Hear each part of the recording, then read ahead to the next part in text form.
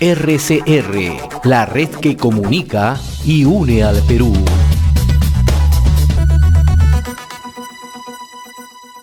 A esta hora ya queremos saludar y le agradecemos la amabilidad que tiene con RCR, Red de Comunicación Regional, al presidente del Consejo de Ministros, el doctor Vicente Ceballos. Señor ministro, qué gusto saludarlo. Gracias, como siempre, de atender esta comunicación con RCR, Red de Comunicación Regional. Muy buenos días. Buenos días, muy amable por la atención una vez más. Bien, ayer, antes de viajar a Loreto, usted detallaba que por el momento no podemos hablar de un levantamiento del aislamiento social obligatorio, de la cuarentena, ¿no? Porque todavía tenemos 2 semanas de por medio, ¿no? Al inicio de la semana, la jefa del Comando de Operaciones COVID-19, la doctora Pilar Mazzetti, indicaba que de mantenerse la cuarentena decretada por el gobierno, esta solo nos martirizaría más y considera que no debe prolongarse. Una posición también ha adoptado el ministro de la Defensa, Walter Martos, ¿no? Que él considera que el 30 de junio debería levantar la cuarentena de manera focalizada en las regiones y en distritos donde el nivel de contagio se encuentra estancado o en descenso. ¿Cuándo se va a definir esto, señor ministro? Mire, en principio tenemos que ser respetuosos de todo tipo de opinión. ¿Ya? La doctora Pilar Mazzetti, con toda su expertise y experiencia, ella es parte y es jefa del Comando COVID y es un soporte técnico del Ministerio de Salud. En el caso del ministro Martos, obviamente él integra el Consejo de Ministros, y el Consejo de Ministros es un espacio deliberativo, no impositivo, donde contrastamos distintos puntos de vista. Lo he reiterado siempre y lo ratifico una vez más: cualesquiera que sea la decisión que ya hayamos tomado antes o tengamos que tomar en el futuro, esta tiene que estar necesariamente sostenida en la información médico-científica que alcance el Ministerio de Salud. Y esta tiene una composición de alrededor de 70 profesionales que le dan dicho soporte al ministro. De acá al 30 todavía hay unas semanas de promedio para poderlo evaluar detenidamente. Sin embargo, también tengo que ser bastante preciso. Nosotros en el mes de mayo reanudamos las actividades económico-productivas en 4 fases, ¿no? Una relacionada a mayo, la otra a junio y ahora en julio la tercera fase de manera gradual. Recientemente, al cerrar esta semana, hemos aprobado un dispositivo que modifica el decreto supremo por la cual se permite gradualmente a partir del día 22 la reanudación de las actividades en los centros comerciales y los conglomerados, sin descuidar lo que significan los protocolos de salud. A efecto de ello, obviamente estamos buscando una ponderación en lo que es la protección de la salud, pero también la reanudación de la actividad económico-productiva. Decir de acá al 30 se van a levantar estas medidas sería un poco ligero, un poco serio de mi parte, habiendo tiempo de por medio y esta enfermedad motiva en la toma de decisiones a estar vigilantes. Es una enfermedad muy dinámica, impredecible, y eso también implica algunas respuestas. Obviamente, cuanto quisiéramos tener la certeza de que este contagio no se vaya a expandir, que sea neutralizado y que de una u otra manera las cifras de crecimiento de contagios fallecidos quede donde están. Sin embargo, no podemos tener en cierta forma la certeza de que esto vaya a ocurrir.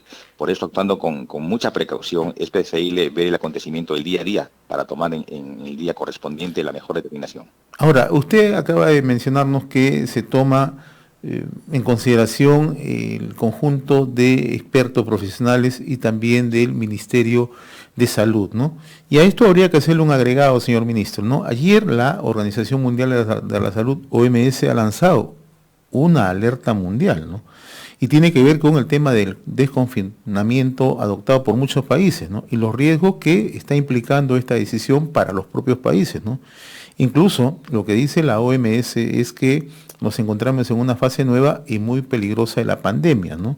O sea, ¿cómo gravita este informe de la OMS para la decisión que podría adoptar el Perú en los próximos días? No, de todas maneras, tratándose de una instancia internacional especializada, es una opinión a tomar en cuenta.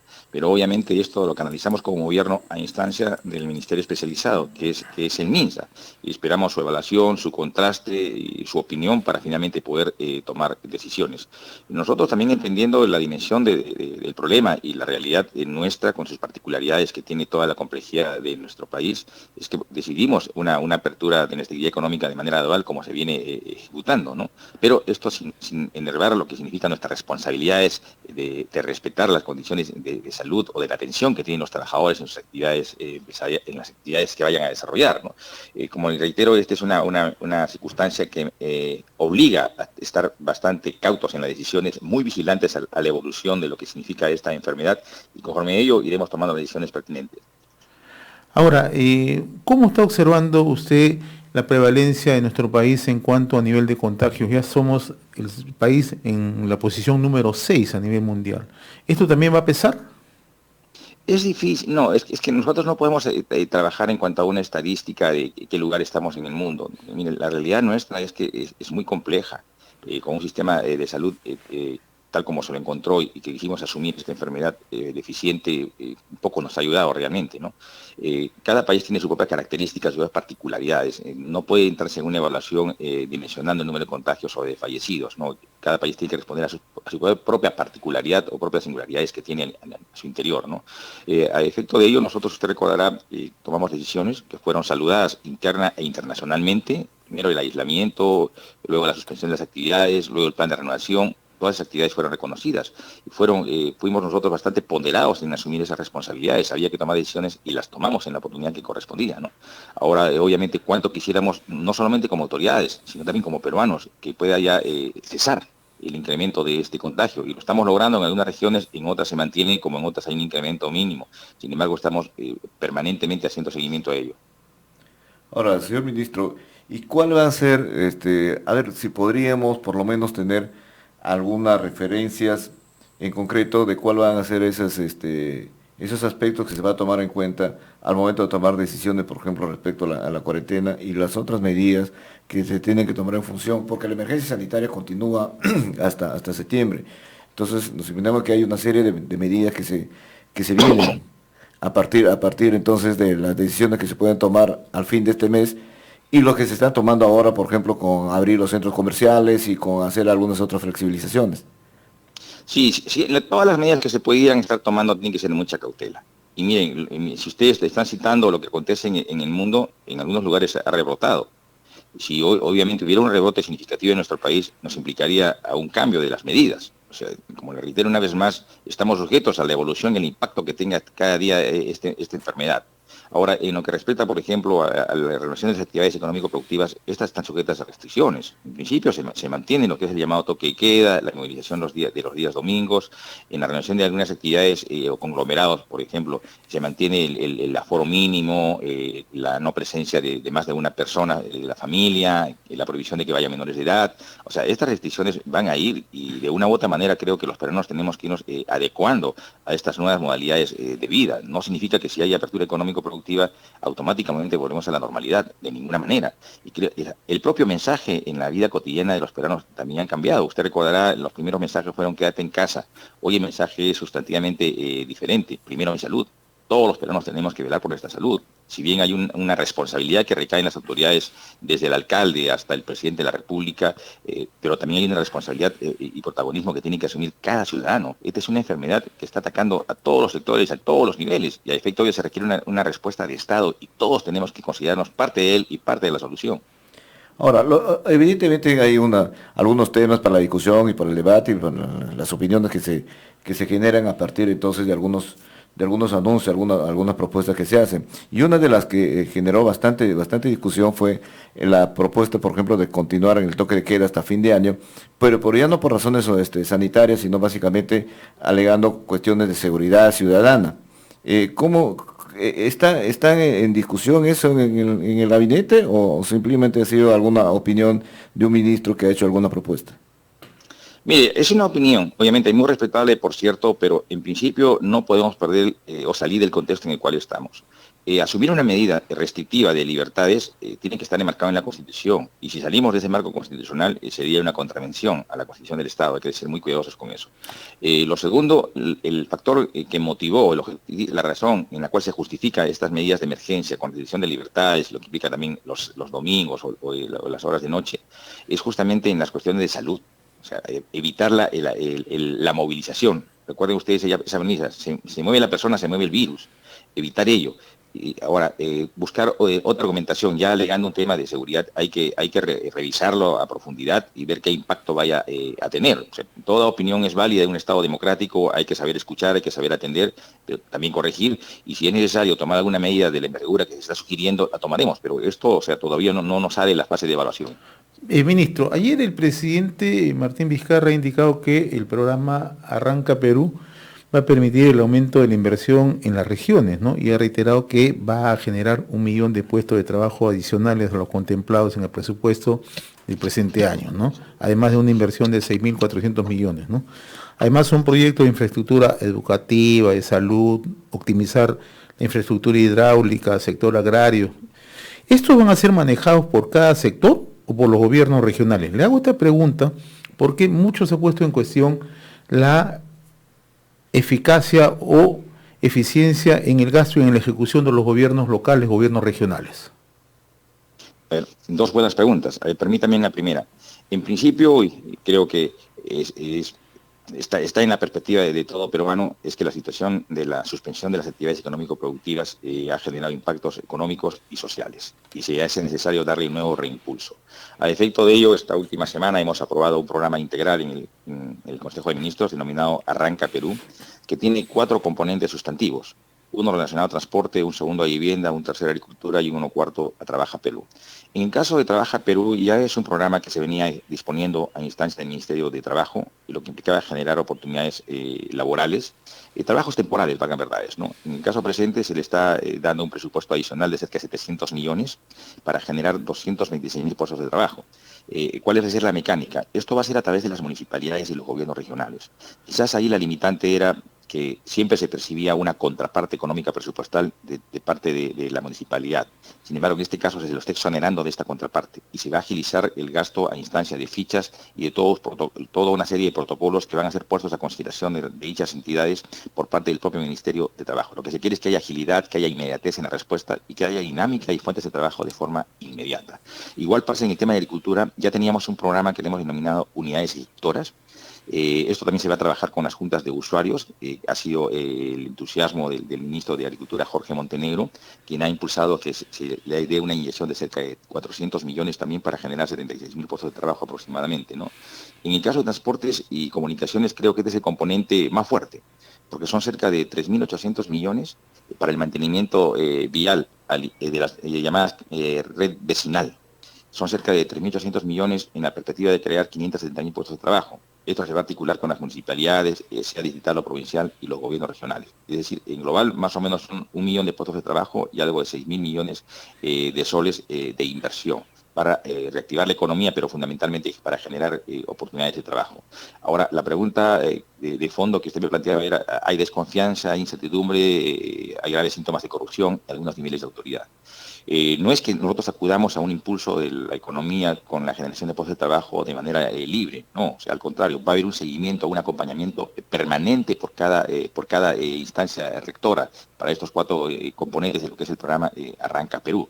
No solamente agilizar, sino también transparentar, pero sobre todo que haya eficacia en cuanto a resultados. Estos momentos críticos que estamos pasando como país reclaman un compromiso de todos, especialmente de los distintos niveles de autoridad. Y acá lo que tiene que primar es la transparencia. Obviamente esto también implica que puedan constituirse algunos comités de vigilancia al interior de cada municipalidad. Cada instancia puede proponer su propia estrategia para transparentar la corrección del uso de estos recursos. Ahora, en síntesis, ¿lo administra el sector o lo administran los gobiernos regionales? No, lo van a ejecutar las municipalidades y los gobiernos regionales.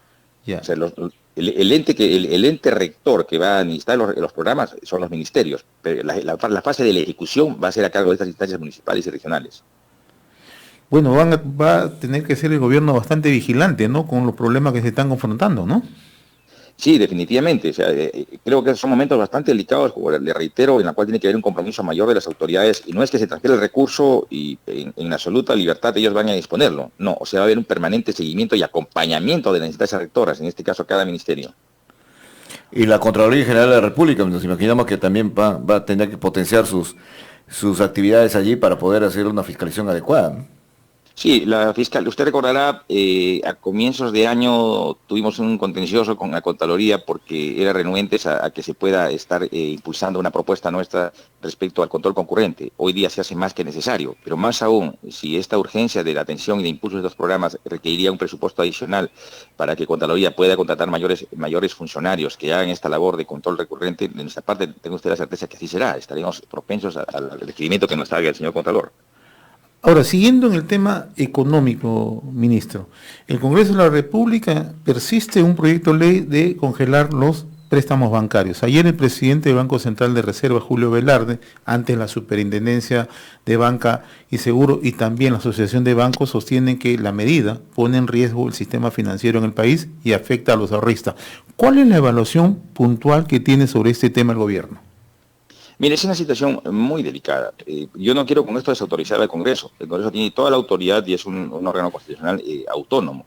Sin embargo, esto no puede estar ajeno a la realidad que estamos compartiendo como país. En el manejo económico el país requiere mucha ponderación y equilibrio en la toma de decisiones. No se puede caer en cierto desorden o populismo. Tiene que actuarse con mucha madurez en la toma de decisiones. Sí, es una decisión bastante delicada y no se debe actuar con apresuramiento, tiene que tomarse todas las opiniones especializadas que se requieran. En principio, no solamente es un pronunciamiento de Julio Velarde como responsable del BCR, sino también hay diversos pronunciamientos, especialmente de las cajas municipales, cooperativas, distintas entidades que de una u otra manera ponen en evidencia el grave riesgo al cual estarían sometidas. Porque, a ver, suspender unilateralmente el pago de cuotas también implica un perjuicio a los ahorristas. O sea, los ahorristas viven del interés que le paga cada entidad financiera, cualesquiera que sea su tamaño. Y ese interés, ¿de dónde proviene? Ese interés proviene justamente del interés que se cobra en los préstamos. O sea, ahí hay un equilibrio en el manejo financiero de estas entidades. Por ello, o sea, como gobierno ya hemos adelantado un nivel de opinión a instancia de la ministra de Economía. Sin embargo, una posición general todavía no la tenemos, dado que esto todavía está en plena fase de deliberación en la Comisión de Economía. Pasará por el Pleno seguramente, y en caso se convierta finalmente en una autógrafa, ya tomaremos una posición más definitiva. Ahora, en esa misma línea, señor ministro, también tenemos el tema esto del sector educación, donde hay un cuestionamiento muy duro respecto a la actuación del ministro, a quien incluso se está tratando de abrir un proceso de investigación dentro del Congreso, y también los debates que se están señalando allí respecto a algunas modificaciones de la reforma educativa. ¿Cuál es la posición que tienen ustedes? Hemos escuchado al presidente de la República señalar una posición de cuestionamiento a esas actitudes. Sin embargo, ayer en la Comisión de Educación ha habido una tensa reunión, una tensa sesión con la presencia del ministro y el titular de SUNEDO, en lo cual obviamente las acusaciones han sido frontales frente al ministro. Mire, como gobierno ratificamos nuestra posición de defensa de lo que significa el modelo de la educación universitaria. Siempre hemos abogado por lo que significa una educación de calidad para los chicos. ¿Y cuánto ha significado la institución del SUNEDU en vez de la llamada ANR, Autoridad Nacional de Rectores? Definitivamente creo que ha sido un cambio importante. Esto ha implicado inclusive de que se deniegue la licencia a cerca de media centena de universidades. Hay 7 aún que están pendientes de su otorgamiento, y ya hay 93, de las cuales la mitad es pública y privada, que han en cierta forma recabado el licenciamiento por parte de SUNEDU. Debe entenderse en esa perspectiva que estamos comprometidos todos los peruanos indistintamente por una formación universitaria de calidad. Y no solamente esto pasa por la mejora y mayor competencia de docentes, sino por lo que es una mejor infraestructura, lo que es un mejor equipamiento, es decir, que se formen los jóvenes en las mejores condiciones. Creo que eso no puede estar en tela de discusión. Sin embargo, hace 2 semanas se viene ya tratando de meter, perdón con la expresión, de ingresar al Congreso algunas iniciativas que traten de neutralizar la expectativa legítima que tiene ya el consolidado proceso universitario en nuestro país. En horas de la madrugada, por ejemplo, se trata de favorecer a las universidades que han sido denegadas su licencia. Creo que esto deja mucho que desear, y también se ha puesto en evidencia de que hubiera algunos intereses de por medio. En el caso concreto del ministro de Educación, él ha ido en 2 oportunidades a la Comisión de Educación del Congreso de la República. No solamente de todos los ministerios existe la mejor disposición para explicar, para poner a su consideración los lineamientos de gestión que se vienen asumiendo. Si el caso ameritara de que se prospere una interpelación, el Congreso está en su derecho. Y entendemos que es un mecanismo de fiscalización, el cual tendremos que allanarnos, y será una oportunidad en que tenga que esclarecer todo lo que ha acontecido en torno a su labor en SUNEDU o lo que se viene disponiendo en lo que es como ministro de Educación.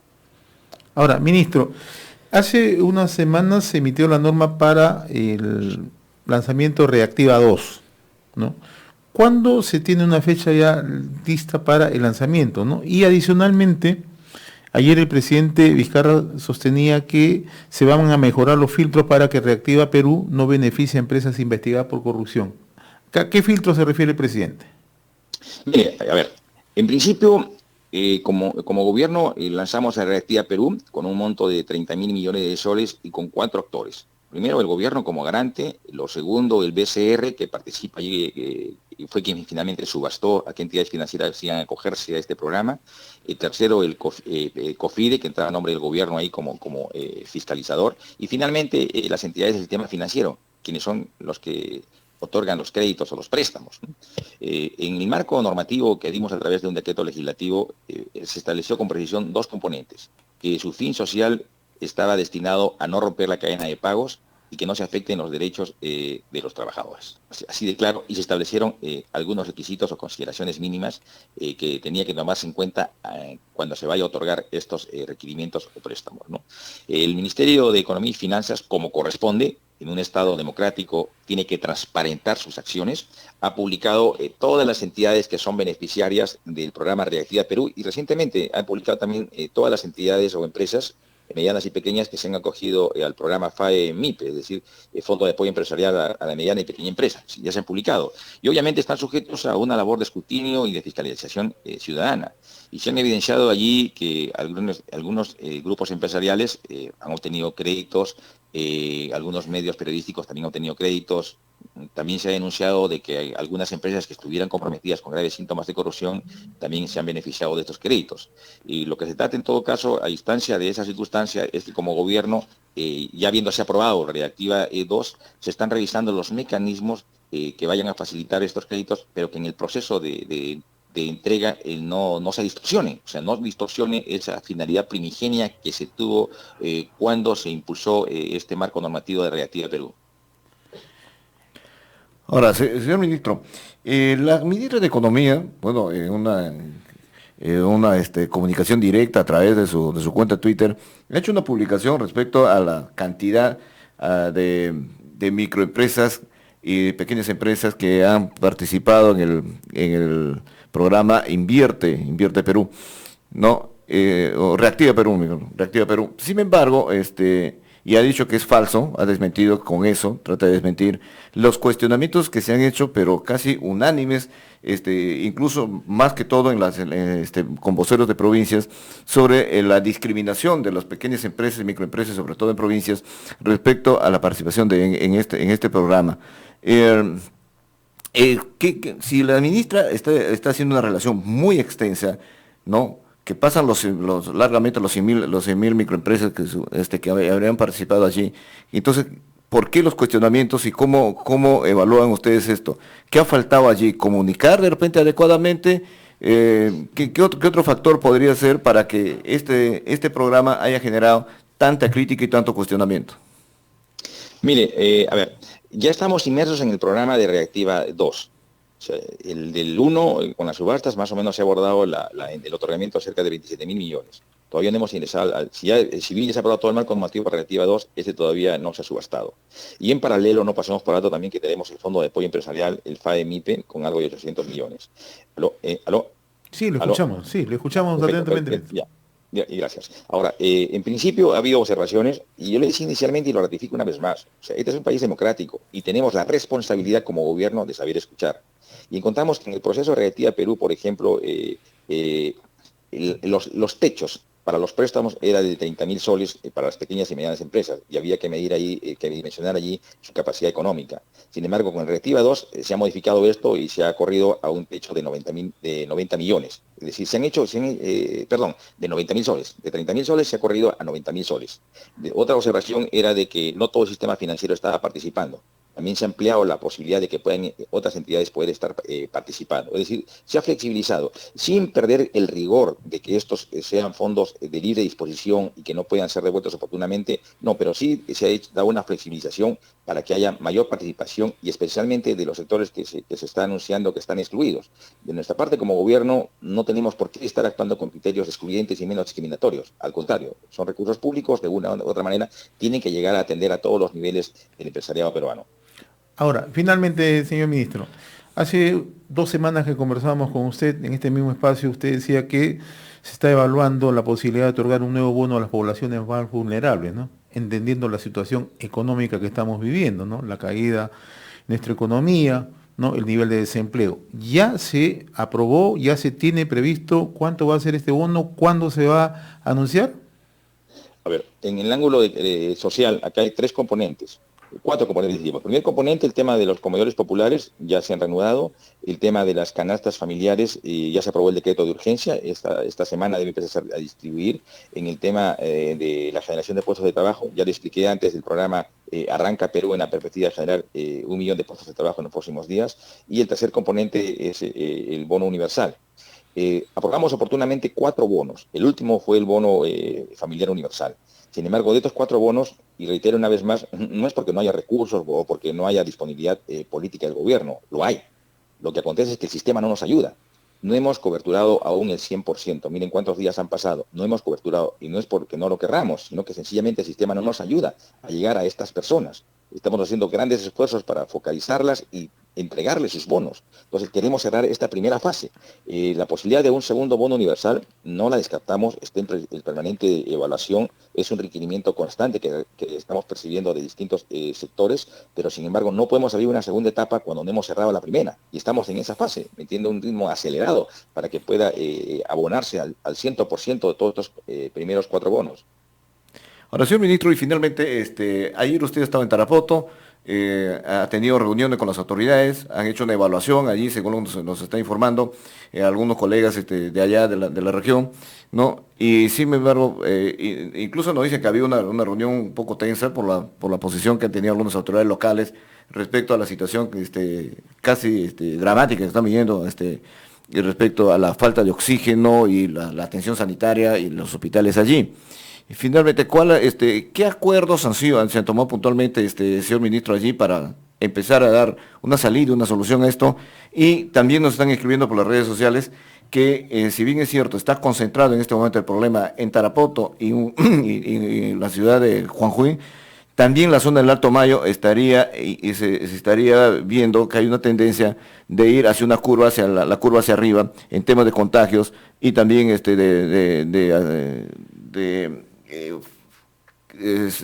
necesitan atención médica con un hospital de referencia como usted en Moibamba que no tiene capacidad para hacer esto.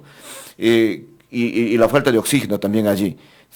¿Qué medidas de urgencia se han tomado allí para que este tema que ya ha cobrado el interés incluso de los medios de comunicación a nivel nacional pueda ser manejado de la manera más rápida y más eficiente? Mire, ha sido una reunión bastante fructífera y muy sincera, valgan verdades, porque participó el gobernador regional, los alcaldes, los congresistas y distintos funcionarios del sector salud. Para empezar, en el tema del oxígeno, ayer mismo llegó un avión de Ucayali ante la carencia de oxígeno. Hay puentes aéreos desde Chiclayo y desde Lima.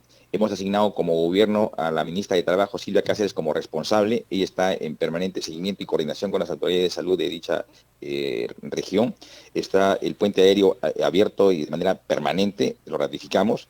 Lo segundo, también estuvo con nosotros el jefe del CIS, el señor Moisés Rosas. Hace 15 días asumió el cargo, estamos fortaleciendo los centros de salud de primer nivel.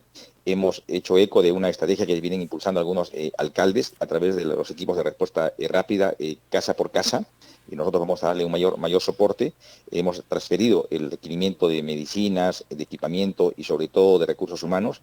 La observación era que todo esto estaba centralizado en Tarapoto y que no se entregaba a otras provincias. Hemos dejado un funcionario de nivel directamente, un asesor de despacho del ministro Víctor Zamora, allí en la localidad de Tarapoto, para que haga un seguimiento a la entrega a cada uno de los centros de salud, a cada uno de los hospitales, de todos los equipamientos y medicinas que estén llegando. Tarapoto no está al margen de ser una prioridad para nosotros como gobierno. Estamos en permanente atención y seguimiento. Cualesquiera que sea la disposición, que no tengan la menor duda, que estaremos prestos e inmediatos para poderle dar el soporte que sea necesario. Al presidente del Consejo de Ministros, el doctor Vicente Ceballos, le agradecemos la amabilidad de haber compartido esta comunicación con Enlace Regional RCR, que ha permitido que desde distintos puntos del país conozcan justamente las acciones que se siguen desde el gobierno. Yo le agradezco la gentileza, señor ministro, como siempre. Tenga usted buenos días. Muy amable, buen día para ustedes. Gracias. RCR, la red que comunica y une al Perú.